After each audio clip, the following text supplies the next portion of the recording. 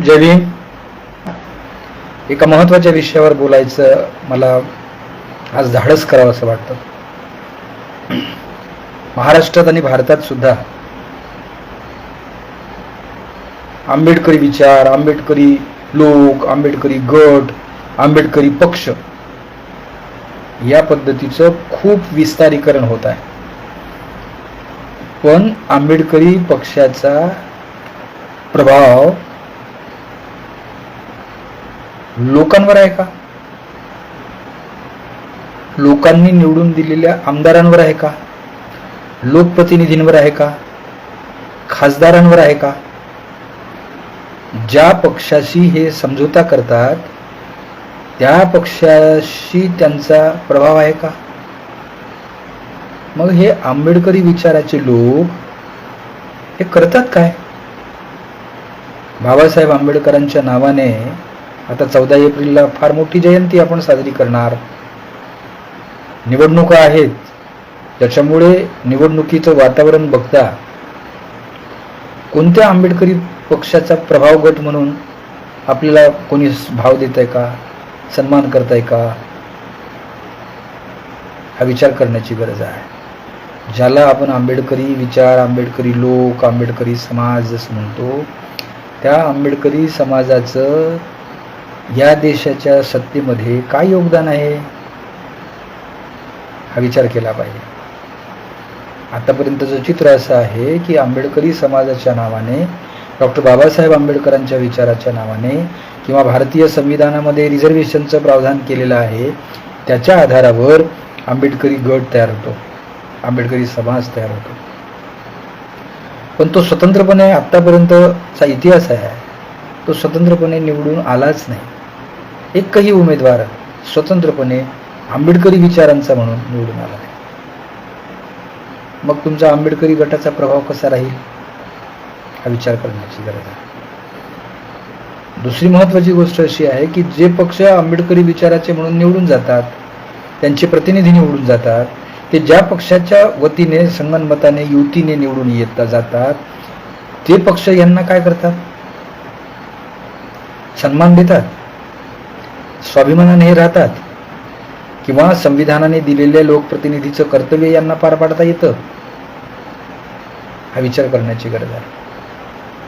आतापर्यंत बाबासाहेब आंबेडकरांनंतर आतापर्यंत आपले जेवढे पक्ष बाबासाहेब आंबेडकरांच्या विचारांचे पक्ष म्हणून आपण पाहत गेलो, आपल्यामध्ये दुसऱ्या वेगवेगळे घटक पक्ष, एका पक्षातून सुटून दुसऱ्या, आणि हे सगळे निवडणुकीवर आल्यावर एकत्र येण्याच्या गोष्टी करणार आणि शेवटी कोणातरी पक्षाशी संगनमत बांधून आपली निवडणूक घालवणार. या विचाराने बाबासाहेब आंबेडकरांनी दिलेला विचार आपण जिवंत ठेवत आहोत. काय भानगड आहे? फार आपण सुरुवातीच्या रिपब्लिकन पक्षापासून पाहत आलो. दादासाहेब गायकवाड जेव्हा होते, घनश्यामराज होते, तेव्हा बाबासाहेब आंबेडकरांच्या विचारांचा, त्यांच्या अस्तित्वाचा दबदबा होता. आता कुठे? हे पक्ष पुढे कोणत्या तरी पक्षात, विशेषतः काँग्रेसमध्ये विलीन झाले. काँग्रेसवाल्यांनी त्यांना काय केलं? काँग्रेसवाल्यांनी त्यांना पद दिली, प्रतिष्ठा पण दिली, पण पॉवर नाही दिली, अधिकार नाही दिले. त्यांचे अधिकार त्यांना वापरूच देण्यात आलेले नाही. आजही तेच चित्र आहे ना. आदिवासी समाजाची अतिशय चांगले प्रतिनिधित्व करणारी महिला राष्ट्रपती होते. ती राष्ट्रपती आहे, पण तिला तिच्या पदाचा अधिकार देण्यात येतोय का? तिला वापरू देतात का तिचं पद? जर तिने तिच्या राष्ट्रपती पदाचा वावर वापरला असता तर मणिपूरला ज्यावेळी आदिवासी समाजांवर अत्याचार झाला, तिने 2 मिनिटात मणिपूरला राष्ट्रपती शासन लागू केलं असतं आणि ज्यांनी अत्याचार केले त्यांना ताबडतोब तुरुंगवास झाला असता, शिक्षा झाल्या असत्या. पण तिला हा पॉवर वापरता आला का? नाही आला. त्याच्या आधीचे राष्ट्रपती होते, ते अनुसूचित जातीचे होते, त्यांना त्यांचा पॉवर वापरता आला का? तर नाही आला. काय बरं कारण असेल की आपल्या जाती जमातीचे लोक त्यांना पाहिजे आहेत, कारण त्या जाती जमातीची जी टक्केवारीची मतं आहेत ती त्यांना हवी असतात निवडून यायला. ते आपसातच भांडत असतात. BJP असो, राष्ट्रवादी काँग्रेस असो, काँग्रेस असो, हे सारे पक्ष जे आहेत हे पक्ष प्रस्थापित झालेले आहेत. आणि या प्रस्थापित झालेल्या पक्षांना जे आधी विस्थापित होते, दलित होते, अस्पृश्य होते, आता वंचित आहे, त्यांना त्याच पोझिशनमध्ये ठेवायचं आहे. त्यांचा प्रभावी गट, त्यांचा दबाव गट निर्माण होऊ द्यायचा नाही. निवडणुकीच्या वेळी काय साटेलोटे करायचे, काय भानगडी करायच्या आणि निवडणुकीनंतर त्यांना जसं वाटेल तसं वागायचं, याने कुठे भारतीय संविधान जिवंत राहतं? याने कुठे भारतीय घटना जिवंत राहते? उत्तर आहे नाही राहत.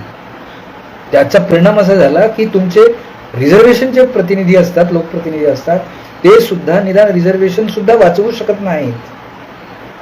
आज तुमचं शिक्षणातलं रिझर्वेशन गेलं, नोकऱ्यांमधलं रिझर्वेशन गेलं, प्रशासकीय सेवेतलं रिझर्वेशन गेलं.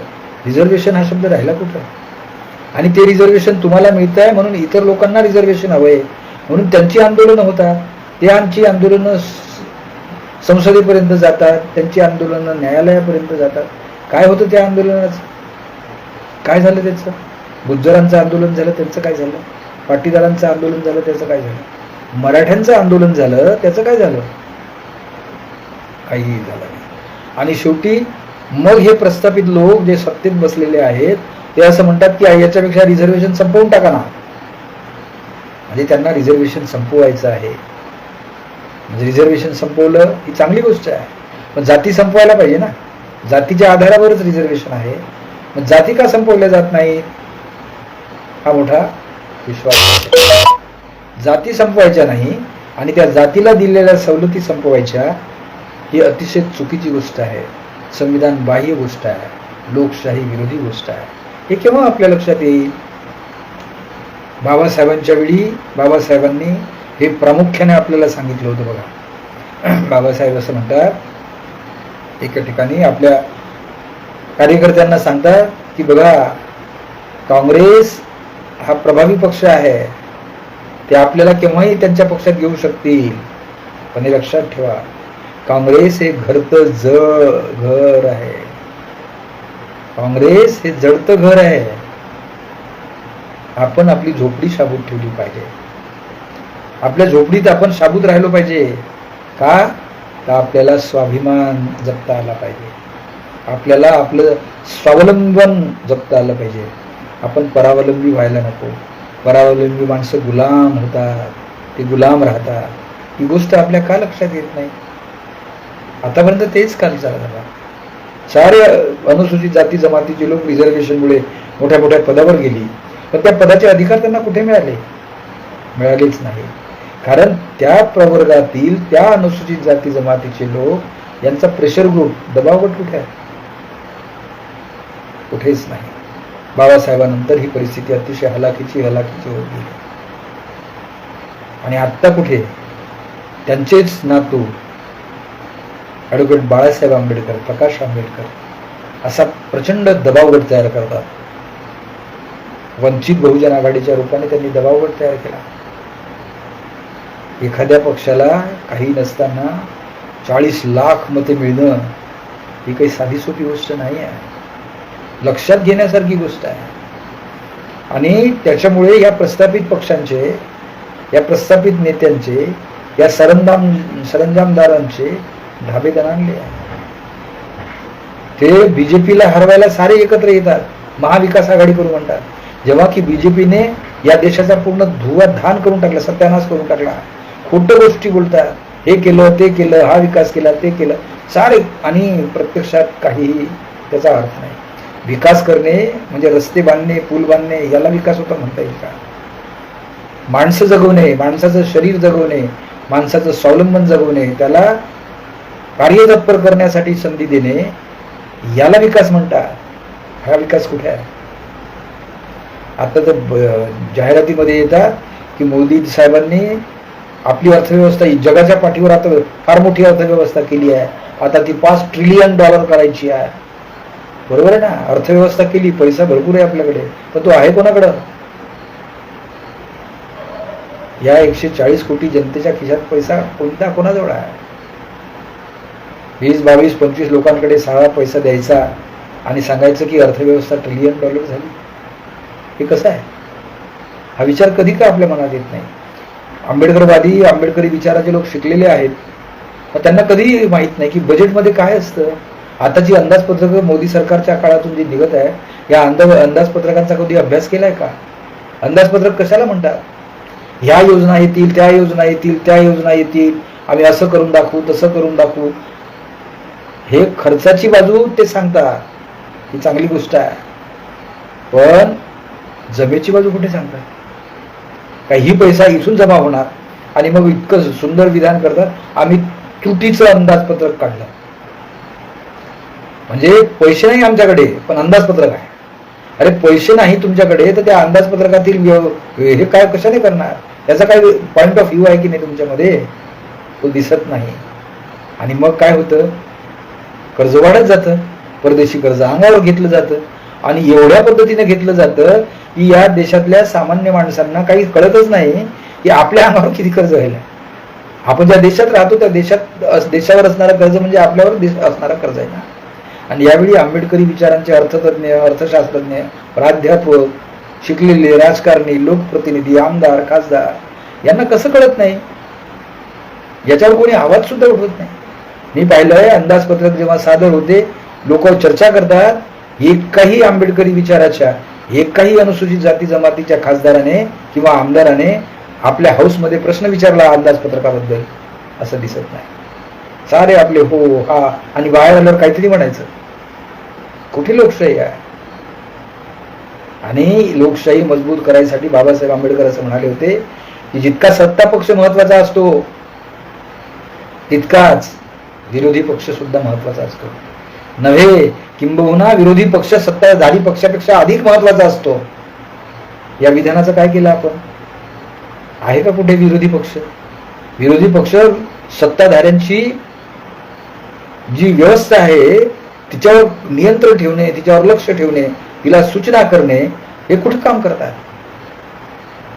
सत्ता पक्ष आणि विरोधी पक्ष जर प्रबळ, अतिशय पद्धतशीरपणे, गांभीर्याने जर या देशाची लोकशाही वाचवत असतील, या देशाच्या लोकांच्या प्रश्नांना सामोरे जात असतील, तर लोकशाही टिकेल. नाही तर लोकशाही हा केवळ मूर्खा राहील. आतलं कलेवर कोणाचं आहे पत्ता सुद्धा लागणार नाही. म्हणून हा विचार आपण केला पाहिजे. आणि आता जेव्हा 2024ची निवडणूक येते आहे, त्यावेळी आंबेडकरी समाजाचा दबावगट केवळ आणि केवळ बाळासाहेब आंबेडकर नावाच्या एका व्यक्तीने तयार केलेला आहे, जो बाबासाहेब आंबेडकरांच्या रक्ताचा वंशज आहे. त्यांनी प्रचंड दबाव गट निर्माण केला. एवढा निर्माण केला की 3 पक्ष एकत्र येतात, आपण महाविकास आघाडी करू म्हणतात. आणि बाळासाहेब आंबेडकरांनी त्यांच्या वंचितला त्याच्यात समाविष्ट करून घेतलं पाहिजे असं म्हणतात. उलट बाळासाहेब आंबेडकर पहिल्या दिवसापासून म्हणत आहे की आपल्याला मोदी सरकारला हरवायचंय, बीजेपीला हरवायचंय, RSSला हरवायचं आहे, आपण एकत्र आला पाहिजे. मग ते पहिल्यांदा शिवसेनेसोबत जातात, शिवसेनेसोबत युती करतात. त्याच्यानंतर ते सांगतात की मी राष्ट्रवादीपर्यंत जातो, राष्ट्रवादीसोबत जायला तयार होतात, ते काँग्रेससोबत जायला तयार होतात. आणि सारेच्या सारे केवळ आणि केवळ बाळासाहेब आंबेडकरांना तेच युतीत यायला तयार नाही, त्यांच्याजवळच निर्णय नाही असं बोलत राहतात. म्हणजे बाळासाहेब आंबेडकरांच्या आंबेडकरी विचारांच्या पक्षाला ते दलितच समजतात ना. त्यांच्या बरोबरीने त्यांना स्थान कुठे देतात? म्हणजे त्यांना ते आपल्यात समाविष्ट करून घेतात, पण सतरंजा उचलायसाठी, लाचारी पत्करायसाठी. बाळासाहेब आंबेडकरांनी हे स्वीकारलं नाही, म्हणून अडचण आहे. त्यांचा या आंबेडकरी विचारांच्या लोकांचा वंचित बहुजन आघाडीचा दबावगट आता फार मोठा तयार झाला आहे. आणि या दबावगटामुळे साऱ्या 3ही पक्षांची आणि उलट बीजेपीच्याही सगळ्या पक्षांची भंबेरी उडाली आहे. त्यांना झोप लागत नाही. काय बातम्या येतात वेगवेगळ्या, वंचितने दिलेले उमेदवार कशा पद्धतीनं नेस्तनाबूत करता येतील याचा ते विचार करत राहतात, याच्या युक्त्या प्रयुक्त्या करत राहतात. वंचितने दिलेला उमेदवार चांगला कसा नाही याच्या बातम्या पसरवतात. एकीकडे बाळासाहेबांनी पहिल्यांदाच काँग्रेसला आपलं समर्थन देऊन टाकलं काही 5-6 जागांवर. जर काँग्रेस पक्षाच्या 5 जागांवर आम्ही बाळासाहेब आंबेडकर समर्थन देतात, तर त्यांच्या जागेवर काँग्रेसने आपला उमेदवार का वर उभा करावा? त्यांनी एका जागेला तरी समर्थन द्यायला नको? हे का होतं? आणि पद्धतशीर खेळी केली जाते. यांनी सत्तेमध्ये येऊच नये, या आंबेडकरी विचाराच्या गटाने दुफडी करावी, त्यांचा प्रभावच निर्माणच होऊ नये, हे आंबेडकरी विचारांच्या लोकांना, कार्यकर्त्यांना का समजत नाही? आता टीव्ही याच्यावर बातम्या येतात, व्हॉट्सअपवर बातम्या येतात, निळा झेंडा घालून गळ्यात अडकवून माझा पाठिंबा अमर काळे साहेबांना आहे असं रिपब्लिकन पार्टी निकाळजी गटाचा माणूस म्हणतो. नाही, आपल्याला आता मोदीला हरवायचं आहे तर काँग्रेसला जिंकून दिलं पाहिजे असे जेव्हा रिपब्लिकन पक्षाचे इतर गट आंबेडकरी विचाराचे म्हणणारे, त्यांचा प्रभाव कुठे आहे? ते जर एकत्र आले असते तर या सगळ्या तिन्ही पक्षांना आणि सत्ताधारी पक्षाला सुद्धा धूळ चाटायची वेळ आली असती. हे का लक्षात येत नाही आपल्या? आपण आपले सेवेदावे का करत राहतो? हा विचार आपल्या लक्षात आला पाहिजे. आणि हा विचार जर आला नाही तर मोठा प्रॉब्लेम होणार आहे. म्हणून निवडणुका या निवडणुकीच्या पद्धतीने घेऊन आपली लोकशाही वाचेल या भ्रमात राहू नका. जिथे राजेशाही आहे, सरंजामीशाही आहे, कम्युनिस्ट पार्टीचं सरकार आहे, तिथेही लोकशाही आहे असं समजलं जातं. पण तिथल्या राजाच्या विरोधात जो मतदान देईल तो देशद्रोही होतो. तिथल्या राजाच्या विरोधात जो बोलेल तो गुन्हेगार होतो. म्हणून राजाने सांगितलं तिथेच मतदान करायचं आहे त्याला लोकशाही म्हणणार. इथेही तेच सुरू आहे. ही लोकशाही होणार आहे. आपल्या देशातही ते झालं. सारे मोदी मोदी मोदी मोदी करत आहे.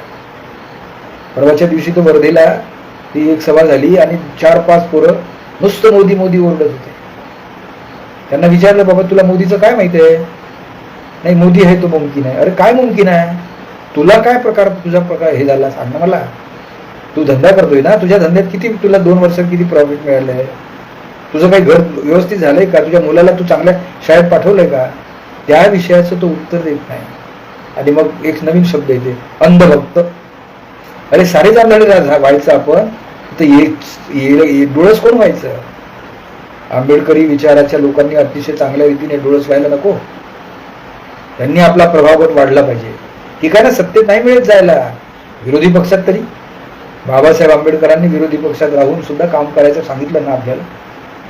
मग त्यांनी म्हटलंय ना की आपली झोपडी शाबूत ठेवा, आपला स्वाभिमान कायम ठेवा.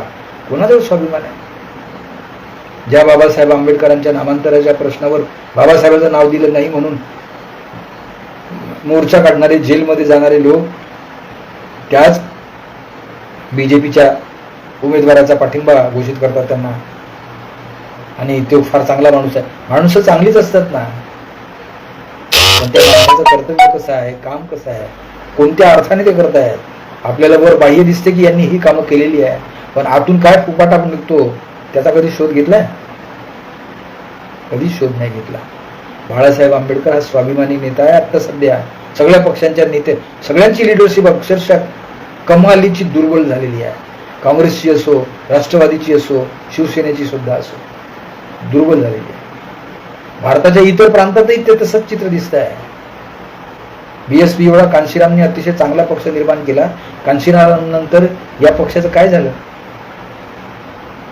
आज अशी परिस्थिती आहे की बीएसपीने जर महाविकास आघाडीला पाठिंबा दिला तर त्या पक्षाच्या प्रमुखाला जेलमध्ये जावं लागेल, केजरीवाल सारखं किंवा सोरेन सारखं. बीजेपीमध्ये जर त्यांना जायला लागलं तर त्यांच्या जवळ असलेला एवढा मोठा मतदारांचा समूह त्यांना निश्चितच पारखा होईल. जे ते इकडूनही जातील आणि तिकडूनही जातील. म्हणून एकला चल्लोरेची भूमिका घ्यायची आणि आपली लाचारी पत्करायची. हे काय भानगड आहे? हे लोकशाहीचं दर्शन आहे? हे बाबासाहेब आंबेडकरांनी सांगितलेल्या संविधानाच्या कलमाचा आदर आहे? काय भानगड आहे? म्हणून एक गोष्ट प्रामुख्याने आंबेडकरवाद्यांनी, आंबेडकर विचारवंतांनी, आंबेडकरी साहित्यिकांनी, आंबेडकरी कार्यकर्त्यांनी, आंबेडकरी नेत्यांनी हे ध्यानात घेतली पाहिजे. तुम्हाला डायरेक्ट सत्तेवर नाही बसता येणार, हे लक्षात घ्या. ती तुम्हाला बसूच देणार नाही. आणि सत्तेवर बसू दिलं तर तुम्हाला लाचारीशिवाय दुसरं काहीच करू देणार नाही. नाम मात्र बाहुल्यासारखं त्या खुर्चीवर बसवतील. पण जे बाबासाहेबांनी सांगितलेलं काम करता येईल आपल्याला, नाही करता येणार. म्हणून पहिल्यांदा प्रभाव गट म्हणून विरोधी पक्षात बसा ना, विरोधी गटात या. विरोधाचा विरोध इतका जबाबदारीने दाखवा की सत्ताधाऱ्याच्या मनात धडकी भरली पाहिजे. तरी आपण हे चुकीचं काम करत असू तर लोकांपुढे, या विरोधी पक्षापुढे आपण काय सांगणार? आणि विरोधी पक्षाची तर एवढी धडकी भरली पाहिजे की जे प्रशासकीय अधिकारी आहेत ते सत्ताधाऱ्यांपेक्षा विरोधी पक्षाच्या लोकांना घाबरले पाहिजे, त्यांची निगराणी राहिली पाहिजे. असं का करत नाही आपण? का केलं नाही आतापर्यंत? आणि आता बाळासाहेब आंबेडकर करतायत ना, मग त्यांना साथ नको द्यायला? नुसतं त्यांचेच विरोधी, त्यांच्याच बाजूचे, त्यांच्याच विरोधी. अरे ही निवडणूक आहे, ही अटीतटीची निवडणूक आहे. इथे आपले हे दावे बंद करून एकत्र राहायला पाहिजे ना.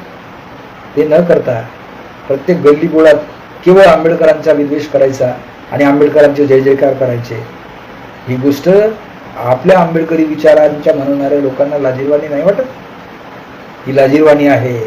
आणि म्हणून एक विचार केला पाहिजे. तो विचार हा केला पाहिजे की आपण या देशात जर लोकशाही जिवंत ठेवायची असेल तर आपण भारतीय असलं पाहिजे.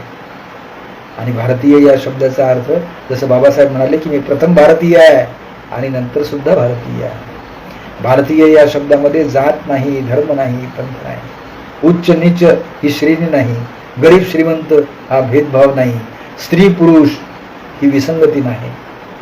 भारतीय म्हणजे भारतीय याचा अर्थ सगळे लोक भारतात राहणारे, दे ऑल आर इक्वल, ते सगळे समान आहे. त्यांच्यामध्ये समता असली पाहिजे, त्यांच्यामध्ये बंधुभाव असला पाहिजे, त्यांच्यामध्ये करुणा असली पाहिजे, त्यांच्यामध्ये मैत्री असली पाहिजे, त्यांच्यामध्ये प्रज्ञा असली पाहिजे. हे लोक भारतीय असतील ना. जातीवादी लोक भारतीय होतात, धर्मवादी लोक भारतीय होणार, हिंदुत्ववादी भारतीय होणार, मुस्लिमवादी भारतीय होणार, धर्मवादी भारतीय होऊ शकत नाही. भारतीय हा भारतीय असला पाहिजे, सर्वाभूती त्याने समान भाव ठेवला पाहिजे. हे कुठे करता येते? हे दिसते का आता आपल्याकडे? हे दिसत नाही. आणि हे दिसत नाही म्हणून ही अडचण आहे. आणि याला फक्त आणि फक्त उत्तर आंबेडकरी विचार देऊ शकतो, आंबेडकरी साहित्य देऊ शकतं. आणि बाबासाहेब आंबेडकरांनी सांगितलेल्या मार्गाने जर गेलं तरच उत्तर सापडू शकतं. हे सापडणारा, या मार्गाने जाणारा आता महाराष्ट्रात एकच नेता उरला आहे. मला दाखवा दुसरा नेता की जो या विचाराने जाऊ शकतो. पक्ष तर खूप करणार, कारण पक्ष झाला की त्याला अखिल भारतीय अध्यक्ष म्हणता येते. अरे तू अखिल भारतीय आहे आणि 10 मतं नाहीत तरी तो अखिल भारतीय होतो. हे जेव्हा पाहिलं तेव्हा लक्षात येतं एकच एकमेव नेता आहे बाळासाहेब आंबेडकर, जो खंबीरपणे विरोधी पक्षाची भूमिका घेत आहे. साऱ्या पक्षांना आपण समूहाने काम करू असं म्हणताना आपला स्वाभिमान जो गहाण ठेवत नाही, दुसरं कोण आहे आपल्याकडे? लाचारी पत्करणारा तो माणूस नाही आहे. ठीक आहे ना, त्याच्याकडे जे काय असेल ते असू द्या, पण जेव्हा भीषण परिस्थिती येते तेव्हा तात्पुरता विचार करून उपयोगाचं नाही, दूरदृष्टी ठेवावी लागते. आणि ही दूरदृष्टी ही आहे की आपल्या देशातील लोकशाही संपुष्टात येत आहे, आपली देशाची अर्थव्यवस्था भांडवलदारांच्या हातात गेलेली आहे, आपल्या देशातील नोकर व्यवस्था संपूर्णपणे कंत्राटीकरणामुळे खाजगीरित्या अतिशय विचित्र झालेली आहे, आपल्या देशाची स्वास्थ्य व्यवस्था पूर्णपणे कोसळून गेलेली आहे. हे असं असताना प्रभावीपणे नेतृत्व करण्याची गरज आहे, प्रभावीपणे विरोधी विचार करण्याची गरज आहे. पूर्वी विरोधी विचार करणारे, सत्ताधाऱ्याच्या विरुद्ध वागणारे पत्रकार होते, मीडिया होता, तो सुद्धा आता विकला गेलाय ना. मग कोण आहे आता शिल्लक? आता शिल्लक आंबेडकरी विचार ठेवायचा असेल तर आणि तरच आपल्याला हे काम करता येईल, नाही तर आपण गुलामीकडे जाणार आहोत. आणि बाबासाहेबांनी इशारा दिलाय आपल्याला संविधान सभेत की आता जर ही लोकशाही आपण गमावून बसलो तर पुढे ती केव्हा मिळेल किंवा येईल हे सांगता येत नाही. तेव्हा आपण सावध राहिलेच पाहिजे. म्हणून मित्रांनो, वारंवार मी या फेसबुकवर येऊन बोलत आहे की सांभाळा बरं. रोज वेगवेगळ्या बातम्या येतात, हा उमेदवार त्या उमेदवाराला मिळाला, तो उमेदवार तसा करतो, तो असा निघाला आणि तसा निघाला. काय भानगडी आहे? एक उमेदवार असतो, एक उमेदवार निवडून द्यायचा असतो आणि 24 उमेदवार उभे राहतात. उभं राहण्याचा काही प्रश्न नाही, पण एकमेकाच्या विरुद्ध जेव्हा कुलंगड्या करत राहतात आणि जो निवडून येऊ शकतो त्याला बरोबर कशा पद्धतीने करतात हे लक्षात येतं. आणि सगळ्यात महत्त्वाची गोष्ट, हे सत्ताधारी लोक एवढं प्रचंडपणे, एवढ्या आत्मविश्वासाने का बोलतात तेव्हा लक्षात येतं की त्यांच्याकडे एक आता तो जादूचा दिवा आहे ज्याच्यातून राक्षस बाहेर येतो. तो जादूचा दिवा म्हणजे यांचं EVM मशीन आहे. ते ठरवतील तसं. म्हणजे पूर्वी 2 टप्प्यात 3 टप्प्यात निवडणुका व्हायच्या, आता महाराष्ट्रात 7 टप्प्यात निवडणुका. 48 जागांसाठी 7 वेळा मतदान, हे कुठला प्रकार आहे हा निवडणूक आयोगाचा? आणि मतदान होईल 26 एप्रिलला आणि रिझल्ट लागेल जून महिन्यात. हे काय भानगड आहे? हा विचार करण्याची गरज आहे. आणि म्हणून आंबेडकरी विचारवंतांनी प्रभावीपणे आपला प्रभाव गट निर्माण केला पाहिजे, ज्याला प्रेशर ग्रुप म्हणजे दबाव गट म्हणतात. आणि हा दबाव गट आता फक्त आणि फक्त बाळासाहेब आंबेडकरांच्या रूपाने आपल्या समोर येत आहे. त्यांचे हात मजबूत करूया, म्हणजे आपले हात मजबूत होतील. त्यांचं विल पॉवर, त्यांची इच्छाशक्ती मजबूत करूया, म्हणजे आपल्या इच्छा आकांक्षा पूर्ण होतील. हे कधी करणार? नुसतं एकमेकाबद्दलचे हेवेदावे करायचे, एकमेकाबद्दल कुलंगड्या करायच्या, याला काही अर्थ नाही मित्र. आणि म्हणून सजग व्हा, जागृत व्हा. एक साधा ईव्हीएम बद्दल बोलणारा माणूस, त्याच्यावर किती किती भयंकर त्याच्या टॉर्चर केले जातं, त्याला हे का लक्षात येत नाही आपल्या? म्हणून जरा सावध रीतीने आपण पावलं उचलली पाहिजे. आणि याच निवडणुकीत हे दाखवून दिलं पाहिजे की आपण सरंजामी पक्षांना, हिंदुत्ववादी म्हणणाऱ्या बीजेपीला, RSSला हरवलंच पाहिजे. त्यांना जोपर्यंत नेस्तनाबूत करत नाही तोपर्यंत आपलं काही खेळ नाही. आणि ते नेस्तनाबूत करणं म्हणजे एकदम आपण सत्तेत उडी मारणं नव्हे, त्यांच्या बरोबरीची विरोधी पक्षाची पॉवर तुमच्यामध्ये निर्माण करा, म्हणजे पुढच्या वेळी तुम्हाला लोकशाही जिवंत ठेवता येऊ शकेल. हे माझं बोलणं राहुलमुळे मला नेहमी वारंवार त्याच्याबद्दलचं त्याचं कौतुक करतो आणि थांबतो. जय भीम.